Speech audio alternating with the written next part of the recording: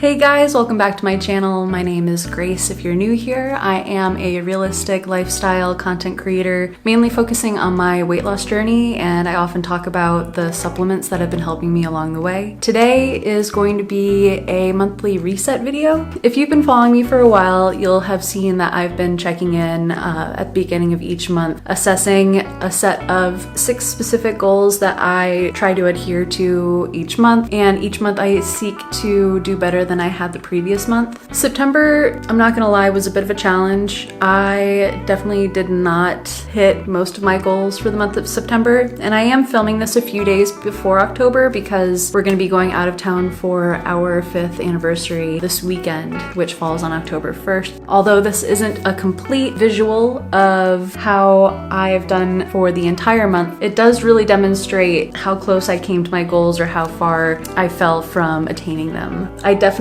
fell short on all of these by a certain amount, but looking ahead into October, I've already set my goals for next month, and the habits I typically track are the following 6. Each day I'm tracking if I had read at least 10 pages of a book, walked at least 10,000 steps, drank at least 80 ounces of water, stayed in a calorie deficit, completed a workout, and completed a journal entry. So to be transparent, with the first habit, reading at least 10 pages of a book, I really did fall short. I only read 10 pages of a book about 5 times this past month. To keep things interesting and to help me hit my reading goals for the month, I toggle between a self-help book and a fiction book just to keep things from getting boring and making it as much of a chore. Currently, I'm reading It Ends With Us by Colleen Hoover. I've got some mixed feelings about Colleen Hoover. I think she's a little overhyped. So far, I'm enjoying it, and really I picked it up because I saw that it's being made into a movie. I'm not too sure if that's still in the works, but that's my current fiction novel. And my current self-help book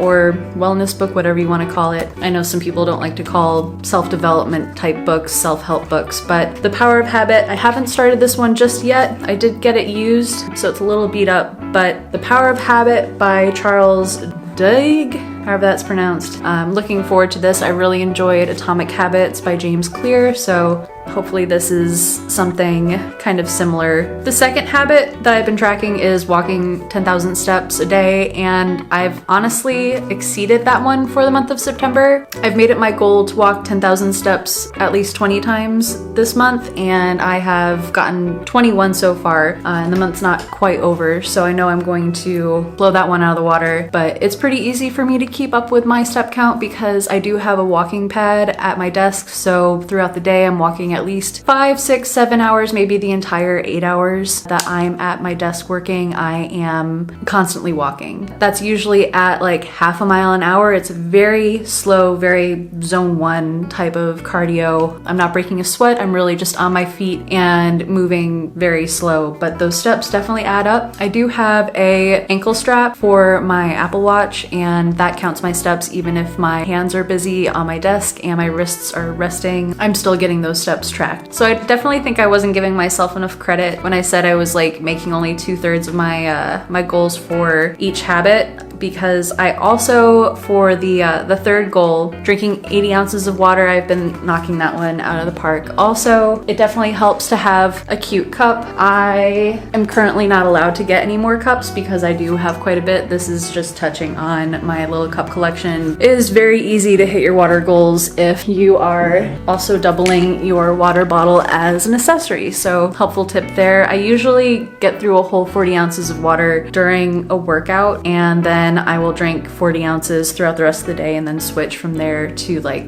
Diet Coke or something. The fourth and most challenging habit that I've been tracking has been staying in a calorie deficit. That one has definitely been the hardest one to adhere to. And the first half of the year, I was really struggling, especially while I was starting to strength train in the gym. I had all the intentions of eating in a calorie deficit, and that's why I started taking Berberine in May, was to help with the amount of hunger that I deal with on a daily basis. But while I was only maintaining a calorie deficit about 2 or 3 times a month up until recently. In July, I started to hit that goal a lot more easily. I got to 9 days of being in a calorie deficit. In August, it was 13. In September, I've only hit a calorie deficit 7 times, but again, there was a lot going on in September, and although that's not an excuse, I definitely still hit more days than I had been the entire first half of the year. So my goal for October is to stay in a calorie deficit 15 days out of the month. I know that a lot of people might look at that and see it as I'm shooting too small here. I'm not trying hard enough, but in all honesty, it's been a lot less intimidating to go about it this way than to just dive in and decide you're going to be in a calorie deficit every day. It's much easier to set a smaller goal, reach that, and then just try to do a little bit better the next month. And it's definitely working. I'm starting to see weight loss on the scale. I do want to talk about a couple recent supplements that I've been taking. You've heard in my past videos I've been taking Berberine. That's been huge when it comes to managing my hunger cues. I'm definitely not a doctor. I'd like to preface this by saying that I am not authorized or certified to give any sort of medical advice, but Berberine has been shown to be as effective as the prescription drug metformin with managing insulin and curbing glucose spikes. When we eat meals, especially carb-heavy meals, our glucose levels will go way up and then they'll tank from there. That sudden drop is what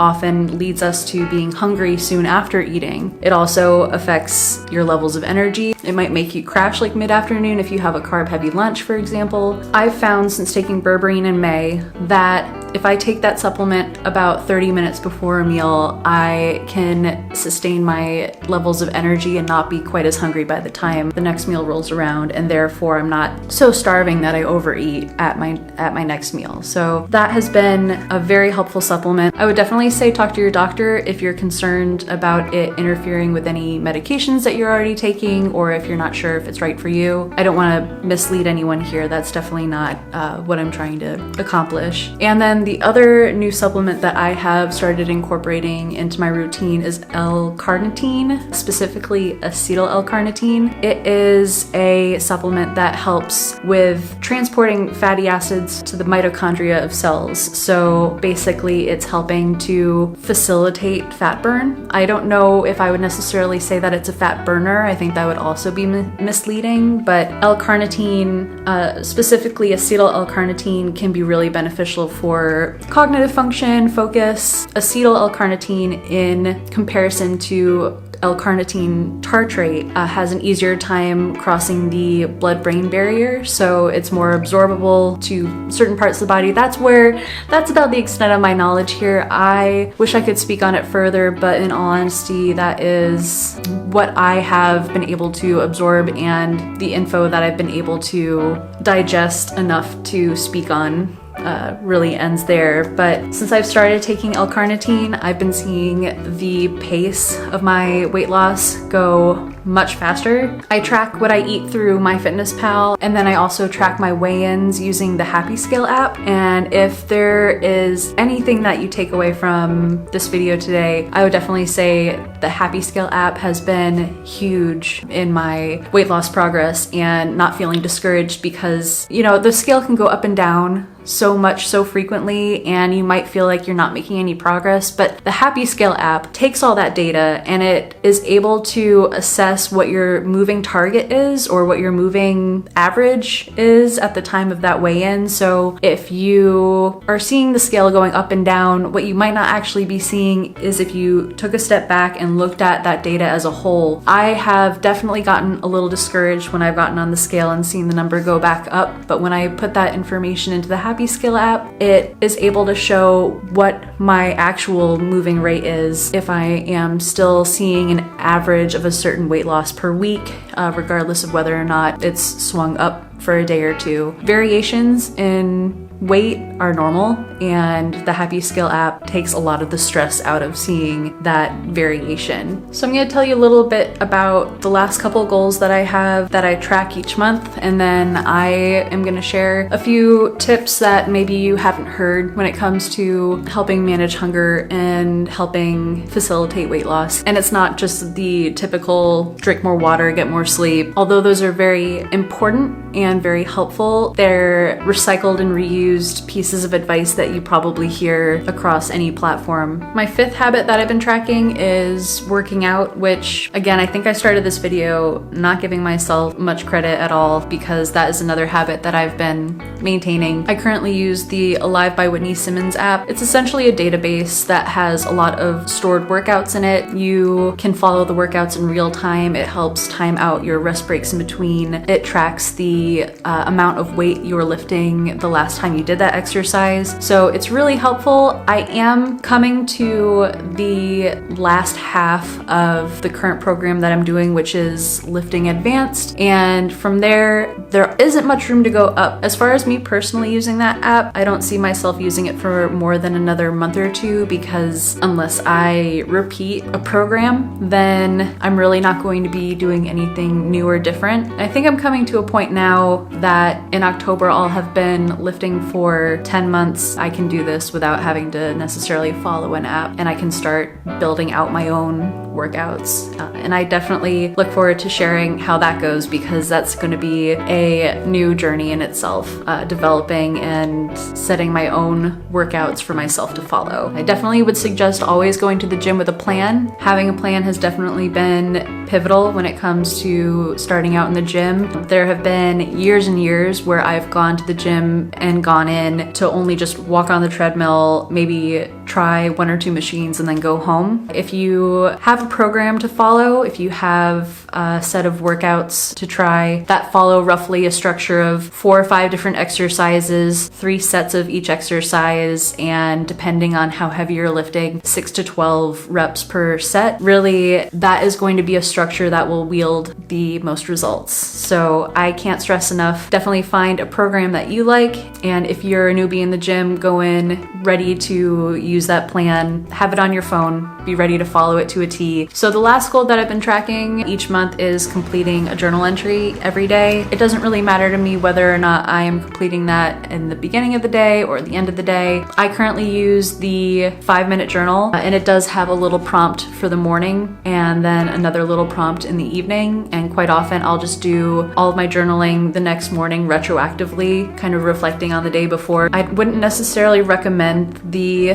5-minute journal, just because when it first started becoming popular, it was like $12 to $15 for a copy on Amazon, and right now I checked and it is, I think, like $28 for one of those journals. They last you like a couple months, but in the grand scheme of things, it is way too much money for a journal. I'm going to be using roughly the same type of prompts in just a ruled notebook and journaling from there, so saving like over $20 on a journal. And using my own notebook will free me up to try new prompts, maybe try other types of journaling. And before I wrap today's video, I wanted to share just a few tips that I have found really helps with maintaining my weight loss and helping me manage my hunger. First, and I know this isn't always possible, but I will eat my meals in a very specific way, starting first with the most like fibrous item on my plate. So usually that's going to be a green vegetable. Really, whatever on your plate has the most fiber is going to be the thing that you want to start with, because it's going to slow down digestion of the other items on your plate. The next thing to eat would then be the protein on your plate, whatever meat or non-meat protein source that you have plated. That would be the next thing that you would want to eat. That's going to be the most satiating item on your plate, and it's going to help you feel full sooner than if you start with the last thing which you should eat on your plate, which is the be starchy carbs. So if you have any rice or potatoes, you should prioritize first your leafy greens, your green vegetables, then your protein, and then finish off by eating whatever starchy carb you have. Because if you start with the starchy carb, that's going to hit your stomach first, and it's going to result in a glucose spike, and you're more likely going to overeat during that meal and be hungry a lot sooner. So that has been definitely something that I've found to be really helpful, especially for my bigger meals like dinner. That practice alone has helped me so much when it comes to reducing how much I might snack late at night, like at the end of the day. The second tip I would have is to get in some movement after eating, especially if it's a bigger meal or a starchier meal. It's been shown that going into some sort of light cardio type movement, be it like zone 1 or zone 2, very slow walking, or maybe even just doing some chores around the house, is going to be a huge help when it comes to how much of a glucose spike you experience after eating a meal. Each evening after we finish dinner, we go out for a walk, and usually in about 20 or 30 minutes, we get about a mile in, and it's definitely noticeable. Since we've started going on those walks, I definitely feel a lot less hungry towards the late evening. And lastly, this one's a little bit harder to explain, but the last tip I would leave you with is checking in with yourself, like periodically throughout the day, but at random. So asking yourself, or kind of assessing internally, like, am I hungry? And that's the only question you really need to ask yourself, but it can be at any point of the day. I'll check in with myself when I'm in the shower, right after I've gotten up, really just kind of trying to be mindful of how hungry you are at any given point during the day. And I know that sounds stupidly simple, and it's still something that I'm developing as far as application and putting that into practice. But I found that the more often I check in with myself, the more I can recognize whether or not I'm actually hungry when it comes time to sit down and have a meal. There we go. Sorry, my camera battery died. Just to wrap up that thought, I found that the more often I check in with myself, the more when it comes time to actually sit down and have a full meal, I'm much more likely to make better decisions if I've been assessing how I feel throughout the entire day. It's almost like I've created a point of reference, like, no, I'm not actually that hungry, because earlier I felt true hunger right before lunch. Or again, maybe that tip wasn't fully developed and maybe I should have held on to that one for a bit longer, but if you get what I'm saying, definitely let me know so that I'm not, thinking I'm going crazy. But yeah, those are the 3 tips that I would leave you with. And going into October, I know I have my work cut out for me, but I also know that I have been able to build on my successes each month and get closer and closer to reaching a level of consistency for each habit that I have been tracking. And when it comes to weight loss, dieting is hard, and we're advertised, and often our budgets really only allow for like ultra palatable foods. You shouldn't be too hard on yourself when it comes to your weight loss journey. It's not a reflection of your failures necessarily. It's a whole scope of factors contributing to how hungry you are. Whether or not you've gotten enough sleep, what you ate, what order you ate it, what stresses you might have experienced throughout the day, those all affect your hormones, your cortisol levels, that all affects your hunger and satiety throughout the day. So just know that you don't have to necessarily hold all that blame, and that if you can find little tools that help you along the way, whether that be supplementation, biohacking, look outside yourself, look to see what you can do to help make the journey a little bit easier. I am going to wrap this up here. If you found any of my tips and tricks helpful, definitely let me know in the comments below. Or if you are also habit tracking and have similar goals, I'd love to hear all about it. Definitely like this video if you're enjoying this type of content. Hit subscribe so that you are notified when I come out with new videos. I do try to post at least once a week, if not more. Thank you for watching. I appreciate you and look forward to seeing you in the next video.